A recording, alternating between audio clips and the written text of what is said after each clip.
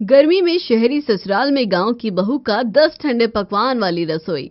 दोपहर का कड़कड़ाता समय है। स्वाति अभी अभी मार्केट से लौटी है। उसके चेहरे पर पसीना है और उसके एक हाथ में आइसक्रीम का बड़ा डिब्बा है और दूसरे में कोल्ड ड्रिंक की 2 बड़ी बोतलें। घर के अंदर घुसते ही वो सोफे पर बैठ जाती है, फिर आइसक्रीम और कोल्ड ड्रिंक को टेबल पर रखते हुए कहती है, माँ जी, पिताजी, चलिए आइसक्रीम और कोल्ड ड्रिंक पियेंगे। अरे स्वाति बेटा, ये सब क्या उठा लाई हो, इतनी सारी बोतलें और ये डिब्बे। माँ जी बस पूछिए मत, गर्मी बहुत ज्यादा बढ़ रही है। मैं मार्केट गई थी तो सोचा कुछ राहत का इंतजाम कर लूं। ये देखिए, मैं सबके लिए ढेर सारी आइसक्रीम, मैंगो कुल्फी और कोल्ड ड्रिंक लेकर आई हूँ। रुकिए, सबको अभी भी ठंडा ठंडा सर्व करती हूँ। ऐसा कहकर कोल्ड ड्रिंक और आइसक्रीम लेकर स्वाति रसोई में जाती है और जल्दी जल्दी गिलासों में बर्फ डालकर कोल्ड ड्रिंक भरती है। वो कटोरियों में अलग अलग फ्लेवर की आइसक्रीम निकालती है और हॉल में लाकर आदेश, पिंकी, विकास, कमला सबको दे देती है। ठंडी कोल्ड ड्रिंक का पहला घूंट लेते ही सबकी जान में जान आती है। पिंकी कहती है, अरे वाह स्वाति भाभी, ये आइसक्रीम तो बहुत ही जबरदस्त है। इसका फ्लेवर बड़ा यूनिक लग रहा है। हाँ पिंकी, ये बिल्कुल नया फ्लेवर है जो कल ही स्टोर पर आया था। मुझे पता था कि तुम सबको ये पसंद आएगी। सही कहा भाभी, आजकल तो ऑफिस में भी बस यही चलता है। बिना एसी और कोल्ड ड्रिंक के तो एक पल काटना मुश्किल है। आपने तो आज दिल खुश कर दिया। बेटा स्वाति, तुम रोज ही आइसक्रीम और कोल्ड ड्रिंक लेकर आ रही हो। देखो, इससे तुरंत तो शरीर को ठंडक महसूस होती है, लेकिन जो असली ठंडक होती है, जो शरीर के तापमान को अंदर से नियंत्रित करती है, वो इन आर्टिफिशियल चीजों से नहीं मिलती। ये तो बस थोड़ी देर का छलावा है। अब आप ही बताइए पापा जी, फिर किससे ठंडक मिलती है? इस गर्मी में तो फ्रिज का पानी और ये बर्फ ही सहारा है। क्या कोई और तरीका भी है जो हमें इस 45 डिग्री के तापमान में सुकून दे सके? बेटा, जब मेरी माँ थी तो वो हमें गर्मी के मौसम में कभी कोल्ड ड्रिंक नहीं पिलाती थी। वो अपनी रसोई को ही ठंडी रसोई बना लेती थी। अलग अलग तरह के पारंपरिक और ठंडे पकवान बनाकर हमें खिलाती थी। बेल का शरबत, सत्तू, आम पन्ना और न जाने क्या क्या। उन पकवानों से शरीर का तापमान अंदर से नियंत्रित रहता था और लू कभी नहीं पास भटकती थी। वो स्वाद और वो सेहत, वो इन डिब्बों में बंद चीजों में कहाँ है? पापा जी, अब आप पुरानी बातें लेकर मत बैठ जाइए। अब वो जमाना कहाँ रहा, और ये सब मेहनत वाले काम तो आपके गांव वाले ही कर सकते हैं। मुझसे ये सब तामझाम नहीं होता। ओहो, तो इसका मतलब है भाभी कि अब हमें अपने घर के लिए गांव से ही एक लड़की लानी पड़ेगी जो हमें ठंडी रसोई पकाकर खिलाए। बिल्कुल विकास, आपकी मर्जी है। अगर आपको लगता है कि गांव की लड़की इस घर के स्टैंडर्ड में फिट हो पाएगी और आपको वो सब बनाकर खिलाएगी तो जरूर लाइए। वैसे क्या आपने कोई लड़की पसंद कर की है गांव में, या मैं किसी अपनी सहेली से कहूँ? अरे भाभी, पसंद करूंगा तो बताऊंगा। फिलहाल तो आपकी दी हुई ये आइसक्रीम ही खा लेते हैं। ऐसा कहकर विकास आइसक्रीम खाने लगता है। अगले दिन की सुबह स्वाति अपने कमरे में तैयार हो रही है। उसने एक बहुत ही स्टाइलिश और महंगी ड्रेस पहनी है। वो शीशे के सामने खड़ी होकर अपने आप को निहारती है और फिर अपना बैग उठाकर हॉल में आती है और कमल से कहती है, माँ जी, मैं आज अपनी किटी पार्टी में जा रही हूँ। नगमा और बाकी सब मेरे इंतजार कर रही होंगी। ठीक है बेटा, जाओ, पर अपना ध्यान रखना, धूप बहुत तेज है। जल्दी घर वापस आ जाना, क्योंकि शाम को घर पर ही बहुत काम है। स्वाति अपनी कार लेकर नगमा के घर पहुंचती है। वहां उसकी सहेलियां नगमा, तनु और सोनिया पहले से ही मौजूद हैं। स्वाति को देखते ही नगमा खड़ी हो जाती है और उसकी ड्रेस को बड़े ध्यान से देखते हुए कहती है, वाह स्वाति, तूने कितना प्यारा ड्रेस पहन रखा है यार। ये शेड और ये डिजाइन एकदम परफेक्ट है। कहाँ से लिया तूने? ये तो किसी बड़े बुटीक का लग रहा है ना। थैंक यू नगमा, एक्चुअली ये रेडीमेड नहीं है, मैंने इसे खुद डिजाइन करवाया है। मुझे लगा कि इस गर्मी में कुछ लाइट और ट्रेंडी होना चाहिए। यार स्वाति, क्या बात है, तेरी डिजाइनिंग और तेरा ड्रेसिंग सेंस हमेशा से ही बहुत कमाल का रहता है। हम तो बस दुकानों के चक्कर काटते रह जाते हैं और तू एकदम स्टाइलिश निकल कर आती है। यार तू अकेले अकेले डिजाइन करवाने चली जाती है। अगली बार मुझे भी साथ लेकर चलना। मुझे भी अपनी पर्सनालिटी के हिसाब से ऐसी ही स्टाइलिश ड्रेस बनवानी है। अच्छा, अब हम अपनी किटी पार्टी शुरू करते हैं। भूख बहुत लग रही है। अब नगमा किचन में जाती है और ट्रे में रखकर ढेर सारे कोल्ड ड्रिंक, अलग अलग फ्लेवर के शरबत और आइसक्रीम लेकर आती है। सभी सहेलियां अपनी अपनी गिलास उठाती हैं और पीने लगती हैं। शरबत पीते हुए नगमा कहती है, सचमुच यार, बाहर इतनी आग बरस रही है और इस गर्मी में तो बस यही चिल्ड चीजें सुकून देती है। बिना इनके तो किटी पार्टी भी अधूरी लगती है। सुकून तो मिलता है नगमा, पर यार मैं तो ये कोल्ड ड्रिंक और मीठा पानी पी पी कर मोटी हो रही हूँ।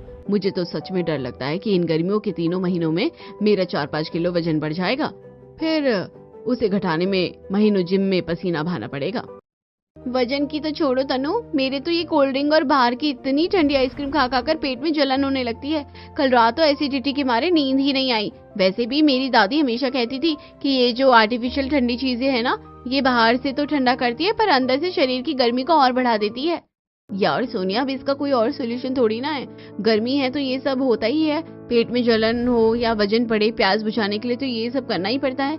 पूरी दुनिया यही पीती है। अब हम अपनी दादी नानी के जमाने में तो वापस नहीं जा सकते।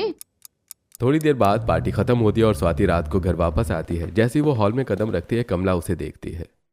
बेटा आ गई तुम? सबको बहुत तेज भूख लगी है, जल्दी से फ्रेश होकर रसोई में आ जाओ और कुछ बना लो। पिंकी और विकास भी वेट कर रहे हैं।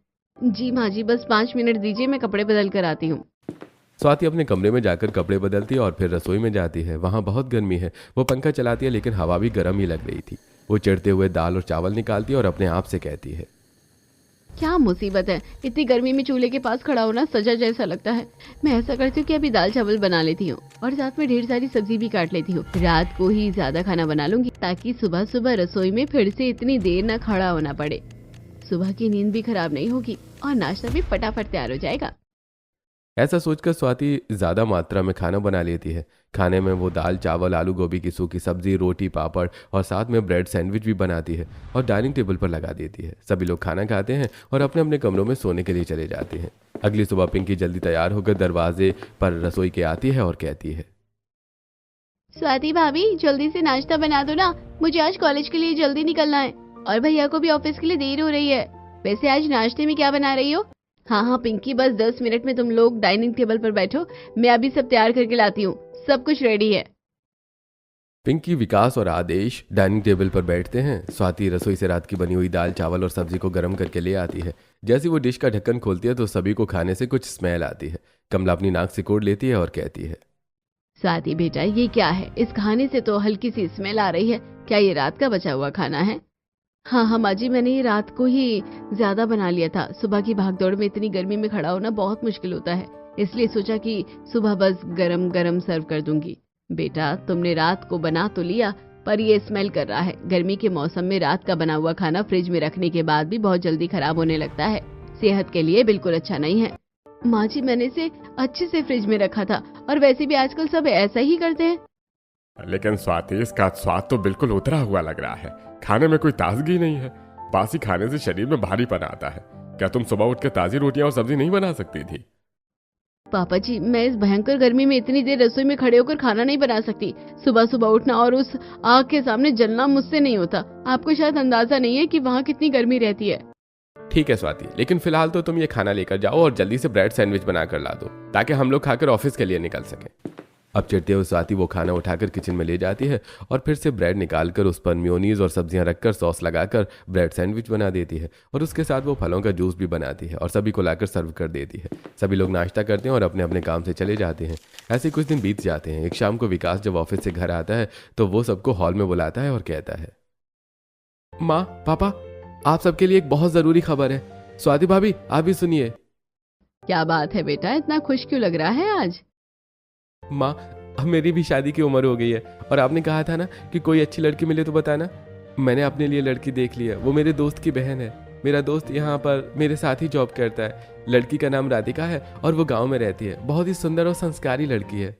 अरे ये तो बहुत अच्छी बात है। गांव की लड़की होगी तो घर अच्छे से संभालेगी। आदेश जी, हमें जाकर देखना चाहिए। अच्छा, तो आखिरकार गांव की लड़की मिल ही गई। चलिए देखते हैं कि आपकी बहू कैसी होती है। कुछ ही दिनों के बाद पूरा परिवार राधिका को देखने उसके गांव पहुंचता है। वहां गांव में चारों तरफ हरियाली है। फिर सभी राधिका के घर पहुंचते हैं। राधिका बहुत ही शालीनता से सबका स्वागत करती है। वो रसोई से एक बड़े बर्तन में कुछ लेकर आती है और सभी को देते हुए कहती है, आप सब इतनी दूर से आए हैं, बहुत थके होंगे। ये लीजिए, थोड़ा जलपान कीजिए। ये पांथा भात है। पांथा भात? ये क्या होता है बेटा? हमने तो पहले कभी इसका नाम नहीं सुना।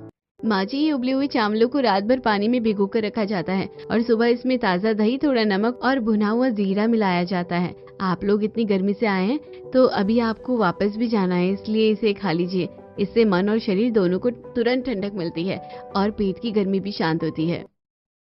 राधिका के ऐसा कहने पर सभी लोग अपनी अपनी प्लेट में निकालकर पांथा भात खाने लगते हैं। पिंकी पांथा भात खाकर कहती है, अरे वाह भाभी, ये तो बहुत ही रिफ्रेशिंग है। इतना ठंडा और इतना टेस्टी। मैंने तो कभी ऐसा नहीं सोचा था कि चावल और दही का ऐसा कॉम्बिनेशन भी हो सकता है। आपको ऐसी और भी ठंडी डिशेस बनानी आती है क्या? हमारी राधिका को तो खाने का बहुत शौक है। इसे कम से कम 10 तरीके की ऐसी ठंडी डिशेस बनानी आती है जो खास गर्मियों के लिए होती है। जब ये आपके घर आएगी तो आप सबको रोज नई नई चीजें बनाकर खिलाएगी। अच्छा, तो इसे 10 तरीके की डिशेस आती है। अभी तो ये पांता भात खिलाकर सबको इम्प्रेस कर रही है। ससुराल आएगी तब देखूंगी इसका ये टैलेंट कितना टिकता है। और इस तरह राधिका और विकास की शादी की बातें पक्की हो जाती हैं और कुछ हफ्तों बाद धूमधाम से दोनों की शादी हो जाती है और राधिका तुरंत दुल्हन बनकर ससुराल आ जाती है। कमला आरती उतार कर राधिका का गृह प्रवेश करवाती है। उसके बाद सभी लोग अपने अपने कमरे में जाकर आराम करते हैं। अगले दिन राधिका तैयार होकर अपनी सास के पास आती है तो कमला उससे कहती है, राधिका बहू, आज तुम्हारी पहली रसोई की रस्म है, तो तुम किचन में आ जाओ और अपनी पसंद का खाना बनाकर हम सबको खिलाओ। वैसे मैं जानती हूँ कि तुम बहुत अच्छा खाना बनाती हो, तुम्हारी माँ ने बताया था। राधिका, तुमने अपने घर का पांता भात बनाकर खिलाया था ना, जो वो हमें बहुत पसंद आया था। आज भी ऐसे ही कोई ठंडी डिश बनाकर खिलाओ जिसका स्वाद हमें अच्छा लगे। जी जेठ जी, आप चिंता मत कीजिए, मैं आपको आज गांव की अच्छी अच्छी डिश बनाकर खिलाऊंगी।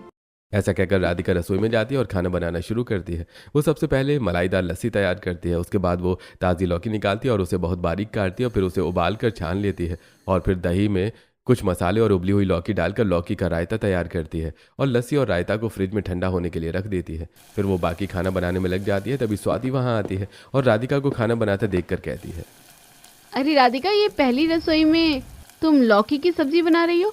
शहर में पहली रसोई में कुछ हैवी, कुछ शाही बनाया जाता है, जैसे पनीर लबाबदार या मलाई कोफ्ता। ये बीमारों वाला खाना कौन बनाता है?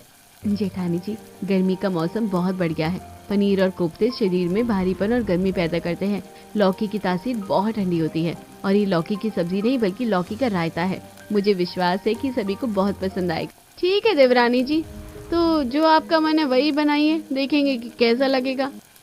ऐसा कहकर स्वाति वहां से चली जाती है और राधिका खाने में दाल चावल, आलू और पालक की सब्जी, पतली पतली रोटियां, आम और पुदीने की चटनी, पापड़ और सलाद, यह सब कुछ बनाकर डाइनिंग टेबल पर लगा देती है। आदेश और कमला खाना देखकर बहुत खुश होते हैं। तब आदेश कहता है, वाह राधिका, आज सालों बाद पहली रसोई में इतना सात्विक और ठंडा खाना देखकर मन भर आया, वरना आजकल तो लोग मिर्च मसालों से शरीर जला लेते हैं। भाभी, आपने तो उस दिन गांव में कहा था कि आपको 10 तरीके की डिशेस आती है। ये लौकी का रायता तो आपके दूसरे नंबर की डिश हुई ना, और आप हमें पूरे 10 तरह की डिश बनाकर खिलाएंगी ना? जरूर पिंकी, आप लोग खाना खाइए और बताइए कैसा है। सभी लोग खाना खाते हैं और राधिका की बहुत तारीफ करते हैं। राधिका की तारीफ सुनकर कहीं ना कहीं स्वाति को जलन हो रही थी। धीरे धीरे दिन बीतने लगते हैं और राधिका घर को अच्छी तरह संभालने लगती है। साथ ही वो ताज़ा और अच्छा खाना बनाकर सभी को खिलाती है।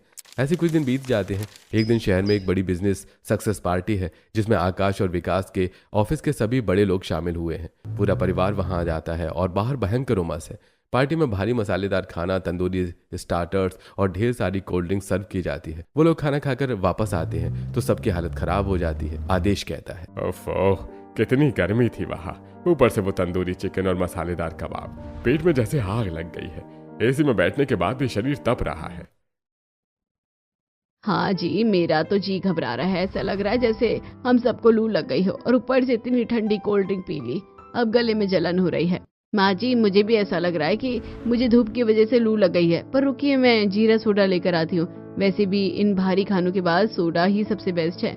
ऐसा कहकर स्वाति रसोई में जाती है और फ्रिज से जीरा सोडा की बोतलें निकालती है। तभी राधिका रसोई में आती है और कहती है, जेठानी जी, आप सोडा मत पिए। सोडा में गैस होती है जो पेट की जलन को और बढ़ा देगी, और वैसे भी लू लगने पर आम पन्ना पीना चाहिए। मैं ऐसा करती हूँ कि भुना हुआ जीरा और चिया सीड डालकर आम पन्ना बना देती हूँ। बस 2 मिनट में सबका हाजमा ठीक हो जाएगा और लू का असर भी खत्म हो जाएगा। राधिका, तुम अपनी ये गांव की चीजें बंद करो। सोडा इंटरनेशनल ड्रिंक है, तुरंत डकार आती है और राहत मिलती है। तुम क्या ये बीज लेकर आ गई? जेठानी जी, सोडा सिर्फ धोखा है। ये चिया सीड्स और आम का शरबत पेट की एसिडिटी को सोख लेता है। आप अपना सोडा ले जाइए, मैं ये शरबत ले चलती हूँ। देखते हैं सबको क्या पसंद आता है। राधिका के ऐसा कहने के बाद स्वाति अपना जीरा सोडा लेकर हॉल में चली जाती है। इधर राधिका फ्रिज में रखे हुए उबले आम को निकालती है, उसे उसके पल्प को पानी में घोलती है, उसे छान लेती है। फिर उसमें बर्फ और भुने जीरे का पाउडर, काला नमक, कुछ धनिया, पुदीना के पत्ते डालती है और फिर पहले से भिगे हुए चिया सीड डालकर आम पन्ना तैयार करती है और उसे गिलास में छान कर बाहर ले आती है, जहाँ स्वाति सभी को जीरा सोडा दे रही होती है। राधिका को देखकर पिंकी अपना जीरा सोडा का गिलास रखते हुए कहती है, भाभी सोडा नहीं पीना, पेट और फूल जाएगा। आपके हाथ में क्या है राधिका भाभी? ये आम पन्ना है पिंकी। धूप से आने की वजह से जो डिहाइड्रेशन हुआ है और जो लू लगी है उससे तुरंत ठीक हो जाएगा। इसे पी लीजिए, ये आपके पाचन तंत्र को भी शांत कर देगा।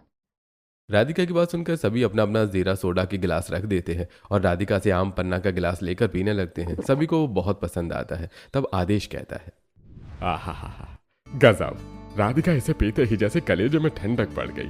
सोडा पीकर तो गला जलता है, पर ये तो अमृत जैसा लग रहा है। स्वाति बेटा, बुरा मत मानना, पर आज राधिका की ये गांव वाली ड्रिंक तुम्हारे सोडे से लाख गुना बेहतर है। भाभी ये तो आपके तीसरी नंबर वाली डिश हो गई है। आपने कहा था कि 10 तरह की चीजें बनाएंगी, 3 हो गई हैं। पांता भात, लौकी की सब्जी और ये आम और सीड शरबत। ठीक है, अब एक शरबत क्या बना लिया तुम लोग, तो ऐसे इसके गुणगान करने लगे। स्वाति, इसमें बुरा मानने वाली क्या बात है? तुम भी इसे पीकर देखो, बहुत ही टेस्टी है। आकाश के फोर्स करने पर स्वाति भी आम पन्ना पीती है। उसे भी वो बहुत अच्छा लगता है, लेकिन वो कुछ नहीं कहती। अगले दिन दोपहर का समय है। पिंकी कॉलेज से लौटी है और उसका चेहरा धूप से उतरा हुआ है। उसी समय आदेश भी बाहर से आया है और सोफे पर बैठ गया है। तभी दोनों बेटे भी ऑफिस से आ जाते हैं। तभी कमला राधिका से कहती है, राधिका बहू, सभी लोग आ गए हैं, सबको भूख लगी होगी, तुम जल्दी से दाल चावल सब्जी रोटी बना लो।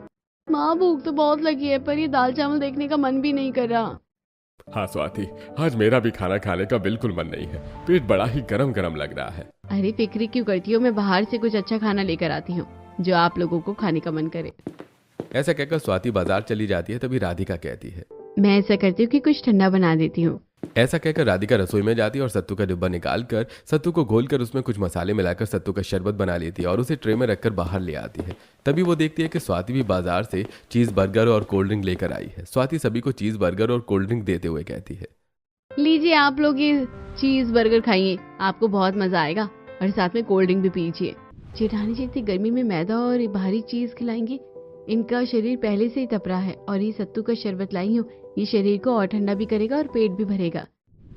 स्वाति भाभी, चीज बर्गर की खुशबू तो बहुत अच्छी है, पर ये कितना ऑयली और स्पाइसी लग रहा है। इस गर्मी में ये सब कैसे खा पाऊंगी? लेकिन राधिका भाभी का सत्तू तो काफी ठंडा दिख रहा है, आज हम लोग इसे पीकर देखते हैं। ऐसा कहकर सभी लोग राधिका से सत्तू का गिलास ले लेते हैं और पीने लगते हैं। सभी को सत्तू का शरबत बहुत पसंद आता है। आदेश कहता है, अरे वाह, ये सत्तू का शरबत काफी ठंडा ठंडा और अच्छा लग रहा है। इसका स्वाद भी बहुत अच्छा है और इससे पेट भी भर जाएगा। राधिका, तुमने तो कमाल कर दिया। हाँ राधिका, सचमुच ये शरबत लाजवाब है। भाभी कितना हल्का और टेस्टी है। वैसे भाभी, ये आपकी चौथी नंबर की डिश है ना? हाँ स्वाति, तुम चिंता मत करो, मैं अपनी 10 डिश जरूर पूरी करूंगी। एक एक करके तुम्हें सब खाने को मिलेगी। ये सुनकर सभी लोग हंस पड़ते हैं। स्वाति भी सत्तू का शरबत पीती है, लेकिन साथ ही वो जलकर मन ही मन सोचती है, ये लड़की तो जैसे मेरे ऊपर हावी होती जा रही है, हर बात में अपनी ठंडी रसोई ले आती है। मुझे कुछ बड़ा करना होगा। 2 दिन बाद घर में खबर आती है कि कमला देवी की बहन कुमुद मौसी अपनी बेटी रिया के साथ आ रही हैं। कुमुद मौसी स्वाति की बहुत बड़ी प्रशंसक हैं, क्योंकि स्वाति उन्हें हमेशा महंगे तोहफे और शहरी चीजें खिलाती है। स्वाति ये सुनकर मन ही मन सोचती है, ये सबसे अच्छा मौका है राधिका को नीचे दिखाने का। ऐसा सोचकर स्वाति कमला से कहती है, माँ जी, मौसी जी आ रही हैं, उनके स्वागत का सारा इंतजाम मैं खुद करूंगी। मैं उनके लिए खास paneer sandwich, cold drink, coffee और क्रीम वाले बिस्किट बनाऊंगी। आखिर वो शहर की रहने वाली है, उन्हें ये सब पसंद कहाँ आएगा। ठीक है स्वाति, पर वो इतनी धूप से आ रही है, ध्यान रखना। दोपहर को कुमुद मौसी और रिया घर पहुंचती हैं। दोनों पसीने से तरबतर हैं। कुमुद मौसी कहती हैं, अरे कमला, बाहर तो मौसम लू के थपेड़े मार रहा है। रिया की तो तबीयत बहुत खराब लग रही है, इसे शायद लू लग गई है।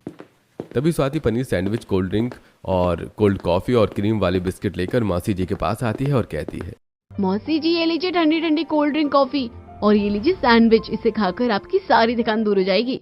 नहीं स्वाति दीदी, मेरा जी मिचला रहा है, ये कॉफी और ये हैवी सैंडविच बिल्कुल नहीं खा सकती मैं, मुझे तो बस उल्टियाँ होने जैसा लग रहा है। तभी राधिका भी वहां पर ठंडा ठंडा नींबू पानी लेकर आती है और मेहमानों को सर्व करते हुए कहती है, बुआ जी, रिया, इसे धीरे धीरे सिप लेकर पीजिए, ये लू का सबसे बड़ा दुश्मन है, आपको ये बहुत अच्छा लगेगा। कुमुद और रिया के साथ घर के सभी लोग नींबू पानी पीने लगते हैं। रिया नींबू पानी पीते ही कहती है, ओहो राधिका भाभी, ये तो बहुत ही रिफ्रेशिंग है, मेरा सिर दर्द जैसे गायब हो गया है। ये खट्टा मीठा स्वाद बहुत अच्छा है। सच में हमने तो शहर में ये सब पीना छोड़ दिया था, पर आज एहसास हुआ कि जो सुकून इसमें है वो कड़वी कॉफी में कहाँ, स्वाति बेटा बुरा मत मानना, पर इस गर्मी में हमें स्पेशल नहीं ठंडा चाहिए था। राधिका भाभी, ये आपकी 5 नंबर की डिश थी, ये भी काफी टेस्टी थी। राधिका बहू, वैसे रात को खाने में क्या खिलाओगी? मौसी जी, रात को मैं हल्के दही बल्ले बनाऊंगी, लेकिन दाल में नहीं। मैंने सूजी और दही का एक खास मिक्सचर तैयार किया है, साथ में ठंडे चावल और पुदीने की चटनी। ये पेट को भारी नहीं करेगा और आपको नींद भी बहुत अच्छी आएगी। ये सुनकर जहाँ एक तरफ स्वाति जल जाती है तो वहाँ घर के सारे लोग बहुत खुश हो जाते हैं। रात को डाइनिंग टेबल पर राधिका ने ठंडे ठंडे दही भल्ले, जीरा राइस और ककड़ी का रायता परोसा। सबने बड़े चाव से खाना खाया। कुमुद मौसी राधिका की तारीफ करते हुए बोली, कमला, तेरी छोरी बहू तो हीरा है। इतनी गर्मी में ये रसोई को इतना ठंडा कैसे रख लेती है। स्वाति बेटा, तू भी इससे कुछ सीख। वैसे राधिका भाभी, ये आपकी 6वीं नंबर की डिश है और ये भी काफी अच्छी थी। पिंकी की बात सुनकर सभी लोग हंस पड़ते हैं, लेकिन स्वाति मन ही मन गुस्सा होते हुए अपने आप से कहती है कि राधिका इज्जत बटोर कर बहुत खुश हो रही होगी, लेकिन मैं इस गांव की गवार की बेइज्जती अपनी किटी पार्टी में करूंगी। वहाँ वो अपनी ये ठंडी रसोई भूल जाएगी। अगली सुबह कुमुद मौसी जाने वाली होती हैं। स्वाति रसोई में जाकर जल्दी से एक्स्ट्रा चीज वाला पास्ता बनाने लगती हैं और राधिका से कहती है, मैं इटालियन पास्ता बना रही हूँ मौसी के लिए, देखना सबको मेरा पास्ता ही पसंद आएगा। जी जेठानी जी, आप जो चाहे बनाइए, मैं तो बस नाश्ते के लिए ठंडा ठंडा फलूदा बना रही हूँ। थोड़ी देर बाद दोनों बहुएं अपना अपना नाश्ता डाइनिंग टेबल पर लगा देती हैं। सभी लोग नाश्ता करने बैठ जाते हैं। इटालियन पास्ता देखकर कुमुद मौसी स्वाति से कहती हैं, बेटा स्वाति, ये तो बहुत हैवी लग रहा है, फिर हमें अभी निकलना भी तो है। इतनी सुबह और इतनी गर्मी में पास्ता बहुत हैवी हो जाएगा, इससे रास्ते में उल्टी भी हो सकती है। हाँ मम्मा, राधिका भाभी का ये फलूदा कितना ठंडा ठंडा और हल्का लग रहा है। मुझे लगता है हम सबको यही खाना चाहिए। रिया के ऐसा कहने पर परिवार के सभी लोग फालूदा पीते हैं और राधिका की बहुत तारीफ करते हैं। पिंकी फालूदा पीकर कहती है, भाभी सचमुच ये फलूदा तो बहुत टेस्टी बना है और ये आपकी 7वें नंबर वाली डिश भी है। पिंकी की बात सुनकर राधिका मुस्कुरा देती है। नाश्ता करने के बाद कुमुद और रिया अपने घर के लिए निकल जाती हैं। ऐसे कुछ दिन बीत जाते हैं। एक दिन दोपहर के समय बाहर गली में एक दही वाला जोर जोर से आवाज लगा रहा था, दही ले लो, दही एकदम ताजा और ठंडा ठंडा दही ले लो। बहू जरा बाहर देखो तो, दही वाला आया है। गर्मी में घर का जमाया हुआ दही भी जल्दी खट्टा हो जाता है। ताजा दही ले लो, रात को कड़ी बना लेंगे। माँ जी, आप इन फेरी वालों से दही क्यों खरीद रही हैं? ये लोग पानी मिलाते हैं और साफ सफाई भी नहीं रखते। मैं शाम को मार्केट से पैकेट वाला दही मंगा लूंगी, वो गाढ़ा और मीठा होगा। जेठानी जी, गांव का ये दही थोड़ा खट्टा जरूर होता है, पर इसकी तासीर बहुत ठंडी होती है और कड़ी बनाने के लिए तो थोड़ा खट्टा दही ही सबसे अच्छा होता है। मैं ले लेती हूँ। आज मैं आप सबको ठंडी कड़ी और चावल खिलाऊंगी। ठंडी कड़ी? कड़ी तो हमेशा गरम गरम खाई जाती है। तुम क्या अब हमें बर्फ डालकर कड़ी खिलाओगी? सच में गाँव वालों का दिमाग भी उनकी रसोई जैसा ही होता है। आप बस खाकर देखिएगा जेठानी जी, मैं दही ले लेती हूँ। राधिका दही लेती है और रसोई में जुट जाती है। वो बेसन के छोटे छोटे पकौड़े बनाती है और उन्हें पानी में भिगोकर नरम कर देती है। कड़ी को वो धीमी आंच पर पकाती है और फिर उसे पूरी तरह ठंडा होने के लिए रख देती है। शाम को वो कड़ी में पकौड़े डालती है और ऊपर से हरा धनिया और पुदीना छिड़कती है और रात के खाने में चावल के साथ सभी लोगों को ठंडी दही कड़ी सर्व करती है। सभी लोग दही कड़ी और चावल खाते हैं। आकाश कहता है, अरे वाह राधिका, ये तो अद्भुत है। कड़ी ठंडी होने के बाद इतनी टेस्टी लगती है, मैंने सोचा भी नहीं था। इसमें तो मिर्च भी नहीं लग रही है। हाँ भाभी, कड़ी और चावल बहुत अच्छे लग रहे हैं। वैसे भी ये आपकी 8वीं डिश हो गई है ना भाभी? बिल्कुल, ठंडी कड़ी और चावल, गर्मियों का इससे बेहतर डिनर नहीं हो सकता। स्वाति बेटा, तुम भी चखो, देखो इसमें कितना सुकून है। नहीं पापा जी, मेरा पेट थोड़ा ठीक नहीं है, मैं बस दूध पीकर सो जाऊंगी, आप लोग खा लीजिए। स्वाति ऐसा कहकर रसोई में जाती है और एक गिलास दूध निकालकर डाइनिंग पर आकर बैठकर पीने लगती है और साथ ही मन सोचती है, ये राधिका आज इतनी खुश हो रही है ना, मैं इसे किटी पार्टी में ले जाकर इसकी बेइज्जती करके इतना ही दुखी करूंगी। खाना खाकर सभी लोग अपने अपने कमरे में जाकर आराम करते हैं। अगले दिन शाम को स्वाति राधिका के पास आती है और कहती है, आज मेरी सहेलियों के साथ मेरी किटी पार्टी है। वो कह रही थी कि मैं तुम्हें भी साथ लेकर आऊं, तो तुम जल्दी से तैयार हो जाओ, हम किटी पार्टी में चलेंगे। जी जेठानी जी, मैं जरूर चलूंगी। अब स्वाति अपने कमरे में जाती है और किटी पार्टी के लिए तैयार होने लगती है।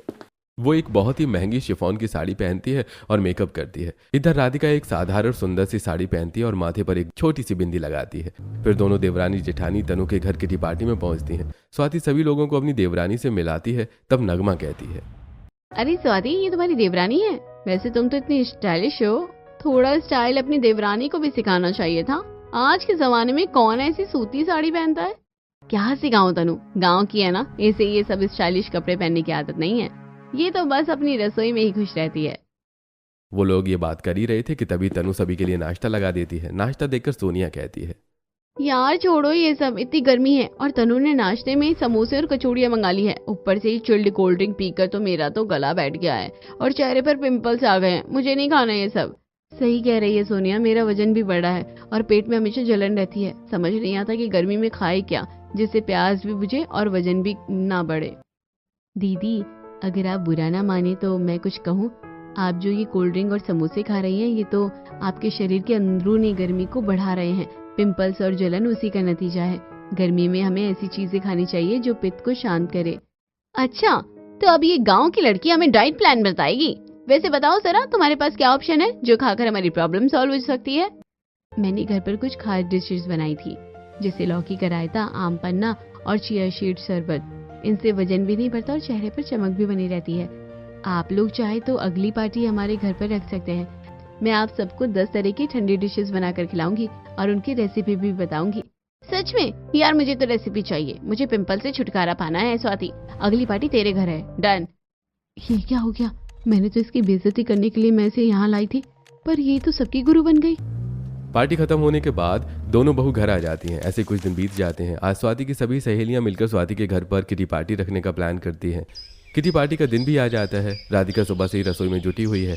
राधिका ने फिर से हाथ का जमाया दही निकालकर उसे फटकार में भी और मिश्री डालकर श्रीखंड बनाती है। साथ ही वो सभी के लिए सत्तू का शरबत, सलाद और नींबू पानी बनाती है। तभी वहाँ स्वाति आती है और कहती है, राधिका तुम ये क्या घास फूस बना रही हो? मेरी सहेलियां शहर की हैं, उन्हें कुछ रॉयल खाना पसंद है। जेठानी जी आप बस भरोसा रखिए, आज उन्हें वो स्वाद मिलेगा जो वो कभी नहीं भूलेंगी। राधिका की बात सुनकर स्वाति मुंह बनाकर वहां से चली जाती है। शाम को स्वाति की सभी सहेलियां आ जाती हैं और किटी पार्टी शुरू होती है। घर के डाइनिंग टेबल पर राधिका ने बहुत ही खूबसूरती से मिट्टी के बर्तनों में सत्तू का शरबत और श्रीखंड सजाया है। साथ ही कांच के गिलास में नींबू पानी रखा है और बड़ी बड़ी प्लेट में सलाद और फ्रूट्स भी रखे हैं। ये सब देखकर सोनिया कहती है, वाह ये कितना रिफ्रेशिंग है। इसे तो देखकर ही मन को ठंडक मिल रही है। जी दीदी, और अब ये देखिए, ये है आप लोगों को ये सब खाकर भी बहुत अच्छा लगेगा। खाना शुरू तो कीजिए। वो लोग खाना शुरू करते हैं। तभी पिंकी भी वहां आ जाती है। राधिका उसे श्रीखंड खाने को देती है। नगमा श्रीखंड खाकर कहती है, अरे ये तो बहुत ही लाजवाब है, इतना ठंडा और इतना हल्का। स्वाति तो कितनी लकी है जो तुझे ऐसी देवरानी मिली है। हम तो फालतू में कोल्ड ड्रिंक पर पैसे बर्बाद कर रहे थे। राधिका मुझे इन सब की रेसिपी लिख दो ना। सच कहूँ तो मुझे अपनी गलती का एहसास हो गया है। स्टाइल कपड़ों में नहीं, इंसान के हुनर में होता है। तुमने हमें जो सिखाया है वो कोई ब्यूटी पार्लर नहीं सिखा सकता। वैसे भाभी ये श्रीखंड तो सच में बहुत अच्छा लग रहा है और ये आपकी 9वीं डिश है।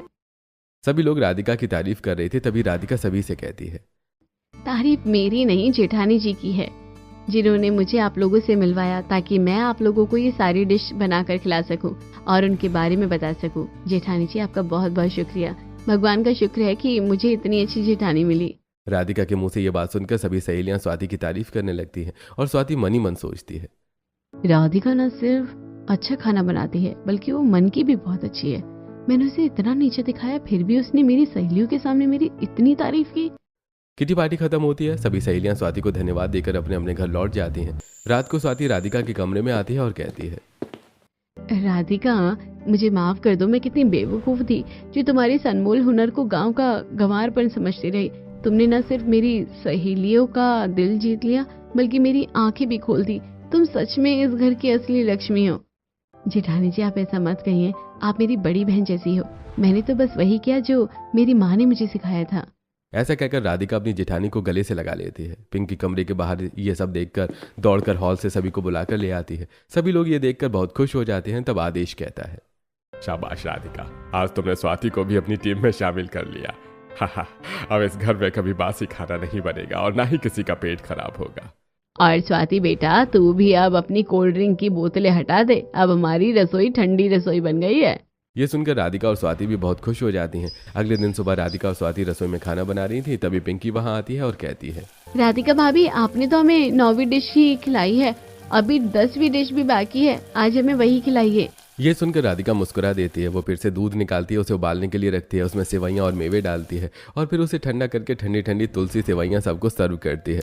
सभी लोग से सेवैयां खाकर बहुत खुश होते हैं। तब पिंकी कहती है, वाह राधिका भाभी, आज आपकी 10वीं डिश का नंबर आ ही गया है और वो पूरी भी हो गई है। पिंकी की बात सुनकर सभी लोग हंस पड़ते हैं। इस तरह हमारी गांव की बहू अपनी रसोई को ठंडी रसोई बना देती है और सभी लोग वो ठंडी चीज़ें खाकर स्वस्थ रहते हैं और उनको अब गर्मी भी कम लगती है।